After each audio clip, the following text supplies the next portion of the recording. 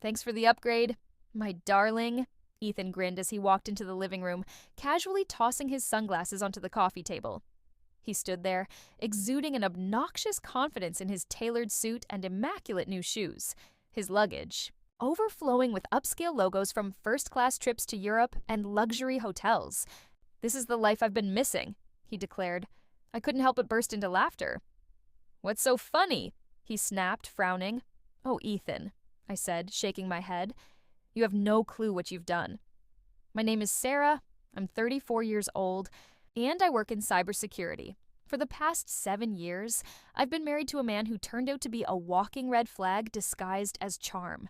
Ethan was always the smooth talker, the dreamer, the one who made everything sound like a brilliant idea, while I was the one executing those ideas, balancing a steady career as he flitted from one half-baked scheme to another. I ignored the red flags, the financial secrecy, the endless excuses for his lack of income, because I wanted to believe we were a team. But at 2 a.m. last week, Ethan made a mistake he couldn't charm his way out of. I had been asleep upstairs when it happened. He must have waited until he was sure I was sound asleep before sneaking down to my laptop. My cybersecurity job had taught me to watch for potential scams, but I never imagined I'd need those skills at home. That night, Ethan used my laptop to access one of my credit cards, copied down the details, snapped a few photos with his phone, and slipped back into bed as if nothing had occurred. The next morning, while enjoying my coffee, I noticed a barrage of alerts on my phone. When I opened my banking app, I found nearly $50,000 in charges. Designer clothes, pricey watches, first-class tickets to Paris. My stomach dropped as everything fell into place. Of course, Ethan was behind this, but rather than panic, I smiled. The card he used wasn't a personal one. It was a dummy credit card tied to a training program I run at work, designed to teach companies how to detect and respond to fraud. Every transaction triggers an automatic alert that goes straight to the authorities. Ethan had no idea. He just turned himself into a case study. I called my lawyer, Chloe, that same morning. "You won't believe this," I said, detailing everything. She didn't even try to stifle her laughter. Wait, let me get this straight," she said between chuckles. "He stole a dummy card, the one linked to fraud detection?" "Exactly," I replied, my voice calm but tinged with satisfaction. I don't think he realized what he was doing. He probably thought he was being clever. "Clever?" Chloe echoed. "Every charge he makes is going to get flagged. Have the authorities contacted you yet?" "Not yet, but it's only a matter of time." For the rest of the week, I kept quiet, waiting to see how far Ethan would take it. He left a note on the counter a few days later. "Taking some time. For myself. Don't wait up." I knew what that meant. He was using my stolen money to enjoy life abroad. Each night I watched the fraud alerts come in. High-end restaurants, 5-star hotels, extravagant shopping sprees. Each notification felt like a small victory. 3 days into his spree, I received a call from Agent Keller, a federal investigator assigned to the case. "We've identified significant fraudulent activity tied to your account," he said. "Do you know who might be responsible?" "Yes," I replied without hesitation. "My husband." There was a brief pause. "Your husband?" I explained the situation, including the fact that the card was part of a cybersecurity program. Agent Keller let out a low whistle. "That's a new one," he said.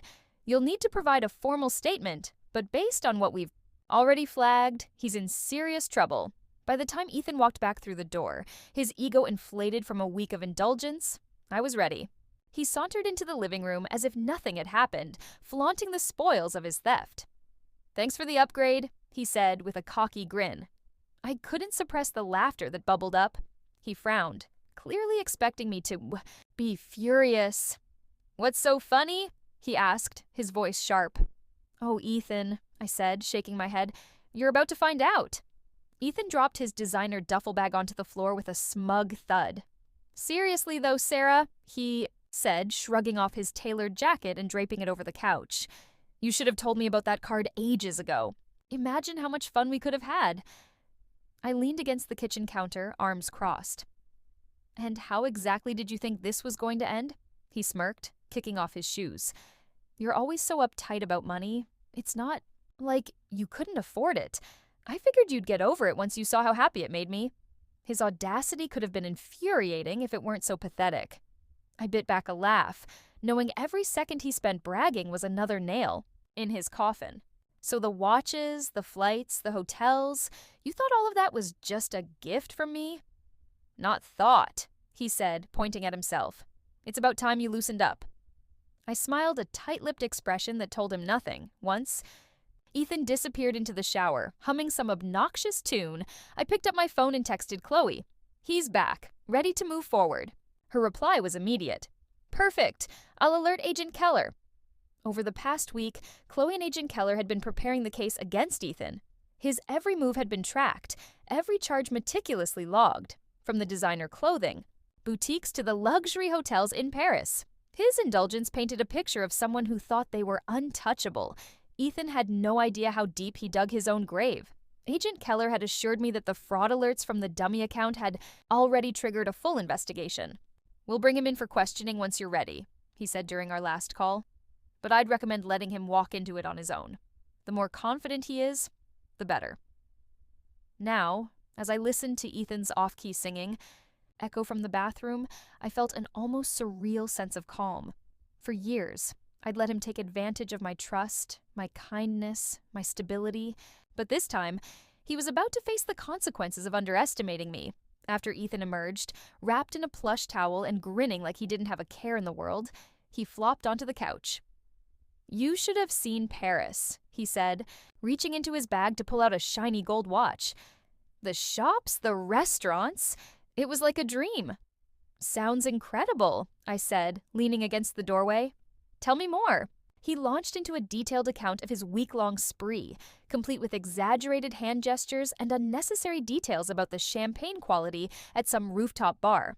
Every word felt like an indictment, a confession he didn't even realize he was making. He had no idea I was recording the entire conversation on my phone, the file ready to be forwarded to Agent Keller. And the best part, Ethan said, holding up the watch to admire it, nobody suspected a thing, not even you. The next morning, Chloe and I met over coffee to finalize the timeline. He's got no defense, she said, scrolling through the evidence we'd compiled, the fraud alerts, the charges, his conversation from last night. It's airtight. Agent Keller is ready to bring him in for questioning. They're coordinating with the local police to execute the arrest. I nodded, the weight of everything finally starting to settle in. What happens after that? He'll face multiple charges, including fraud, identity theft, and unauthorized use of a financial account, Chloe explained. Given the amount of money involved, it won't be a slap on the wrist. Best case scenario for him, he cuts a deal and avoids jail time. Worst case, he's looking at years behind bars. A part of me wanted to feel sorry for him, but then I remembered the smug grin on his face, the way he flaunted his stolen goods without a second thought about the damage he'd caused. This wasn't just a mistake. It was a pattern of selfishness and entitlement that I'd been blind to for far too long. Later that evening, as Ethan lounged on the couch scrolling through his phone, I heard the unmistakable sound of a knock at the door. My heart raced. Not with fear, but with anticipation. I walked to the door and opened it to reveal Agent Keller and two uniformed officers standing on the porch. Good evening, Miss Miller, Keller said, his tone professional but warm. Is Ethan home?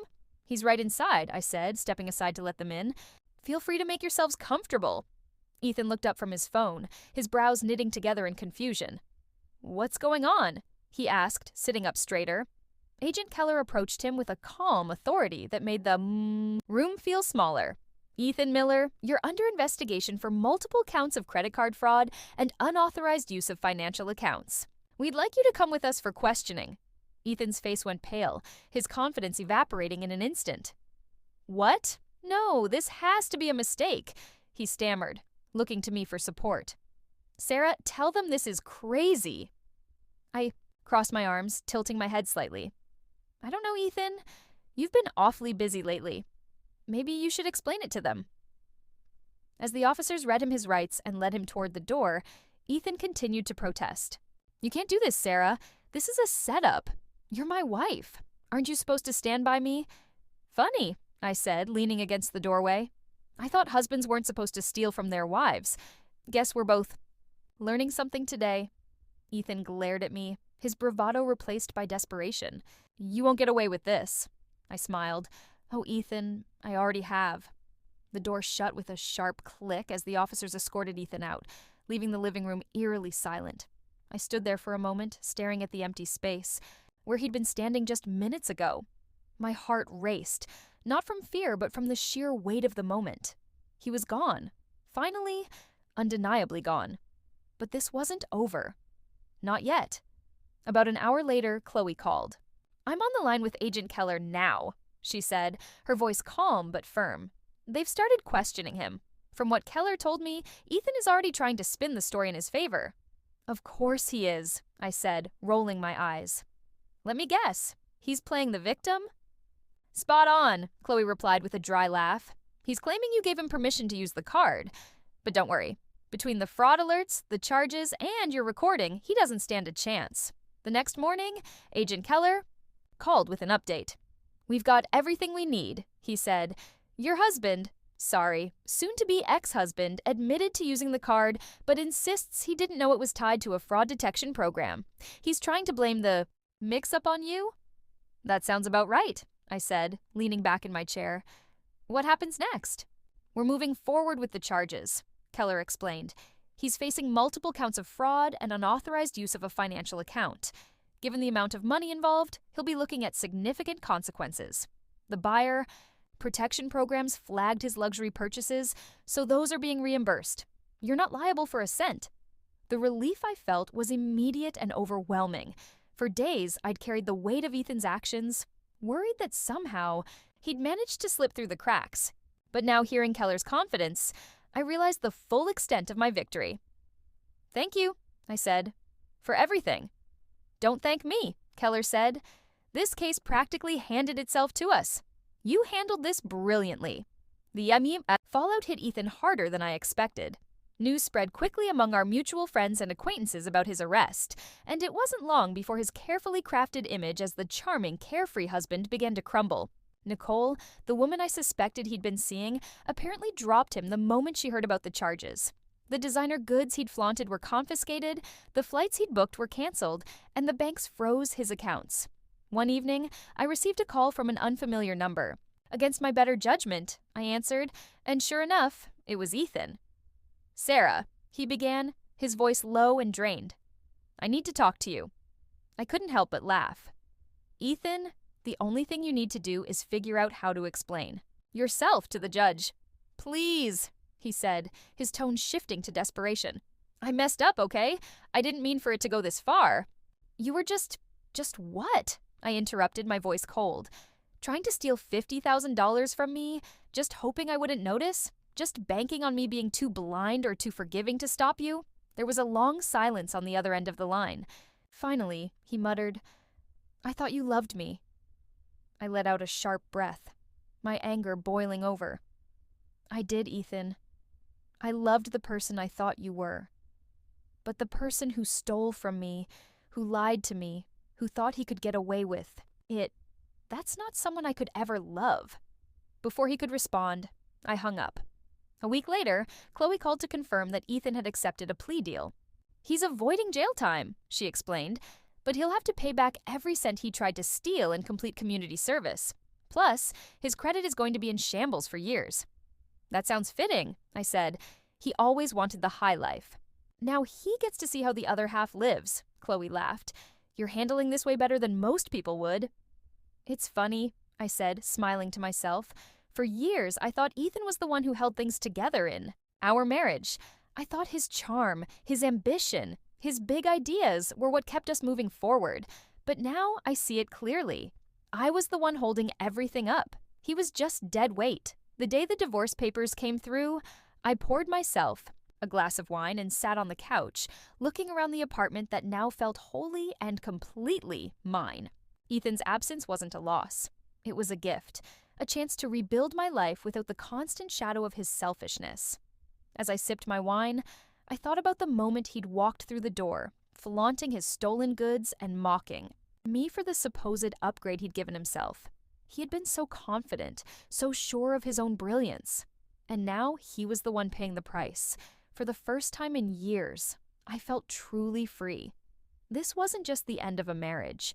It was the beginning of a life I could finally call my own. In the days following Ethan's arrest, His belongings were gone, what little he hadn't sold or stuffed into his designer duffel bag. The space felt lighter, almost as if the weight of his betrayal had been physically lifted. For the first time in years, I could sit in my own home without feeling his shadow looming over me. Chloe stopped by one afternoon to drop off some final paperwork. "How are you holding up?" she asked, sitting on the couch with her usual no-nonsense demeanor. "Better than I thought I would," I admitted, handing her a cup of coffee. "It's strange, but I don't even feel angry anymore. Just relieved." She smiled knowingly. "That's because you've already won. You didn't just survive this, Sarah. You came out stronger." I thought about that as we went through the documents finalizing the details of Ethan's financial restitution. It wasn't just about the money, though knowing he'd be paying back every cent was satisfying. It was about finally reclaiming my independence. For years, I'd let Ethan dictate the terms of our relationship, thinking it was easier to keep the peace. But now I realized that peace built on compromise and silence wasn't peace at all. The official letter of divorce arrived a week later, delivered in an unassuming envelope that felt far too small to contain something so monumental. I held it for a moment, letting the weight of it sink in before tearing it open. My eyes scanned the lines of legal jargon until I found the words that mattered most: finalized and irrevocable. I sat down at the kitchen table, the letter in my hands, and allowed myself a rare moment of reflection. This wasn't the life I'd imagined when I married Ethan. I'd pictured stability, partnership, and a future built on mutual trust. But now, as I looked around the home I'd rebuilt for myself, I realized I had something better: freedom, clarity, and the knowledge that I was stronger than I'd ever given myself credit for. Lauren came over that evening with a bottle of wine and a carton of my favorite takeout. "To new beginnings," she said, raising her glass, "and to the absolute dumpster fire you just walked away from." I laughed, clinking my glass against hers. To never settling for less than I deserve. Over the next few weeks, I started to piece together what my new life would look like. I redecorated the apartment, adding splashes of color and personal touches that felt like me. I finally took the solo vacation I'd been dreaming about for years, exploring the coast and soaking in the kind of peace that only comes from leaving everything behind for a little while. Ethan tried to reach out a few more times through mutual acquaintances, vague apologies over email, and even a laughably tone-deaf letter claiming he'd changed. But I didn't respond.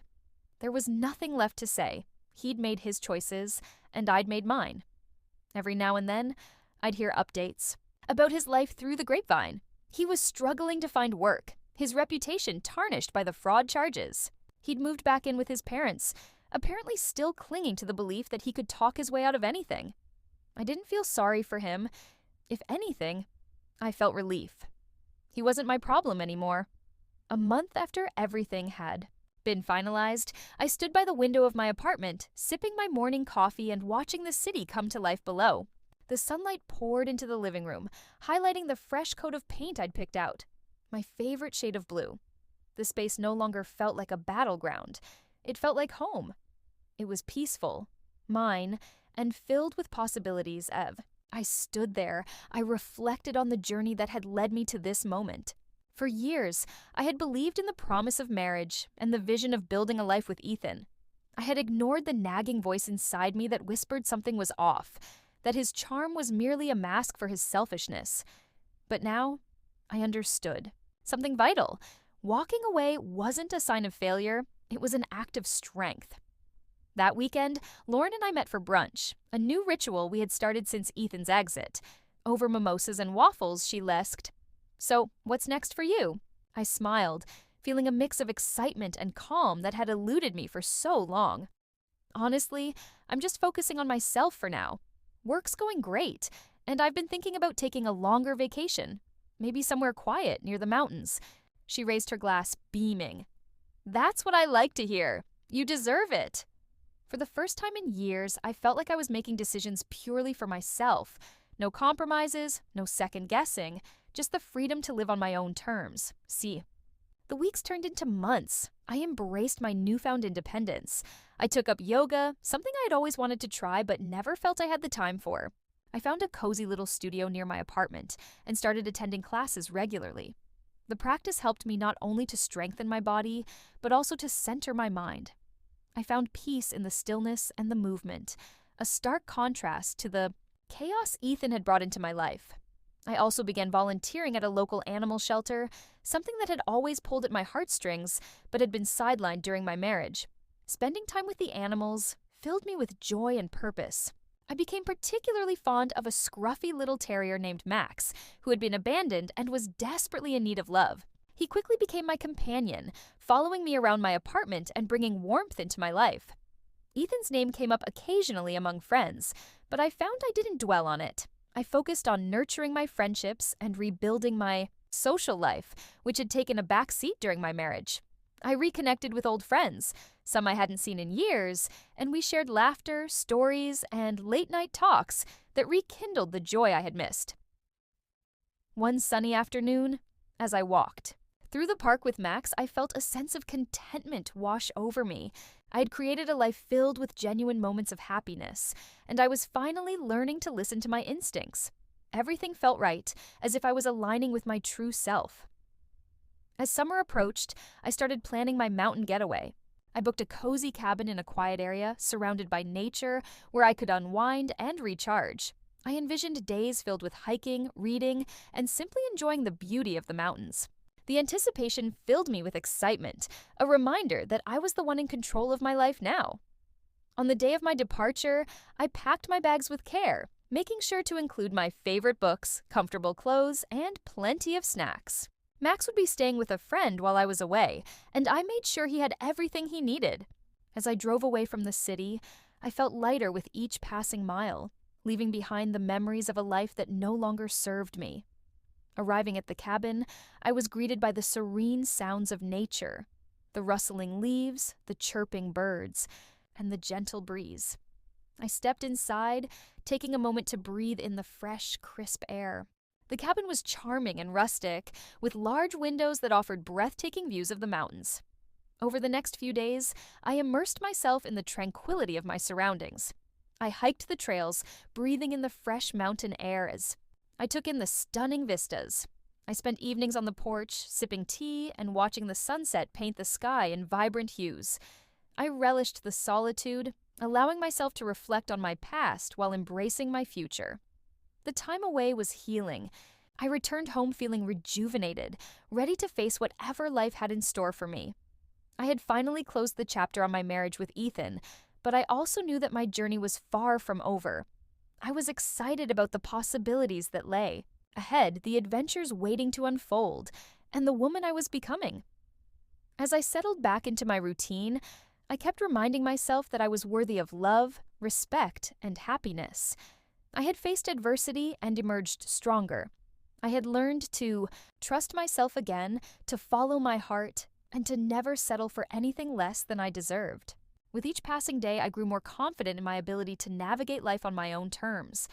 And so, with a renewed sense of purpose and determination, I embraced my future with open arms. The world was full of opportunities, and I was ready to seize them, one day at a time, aimed in and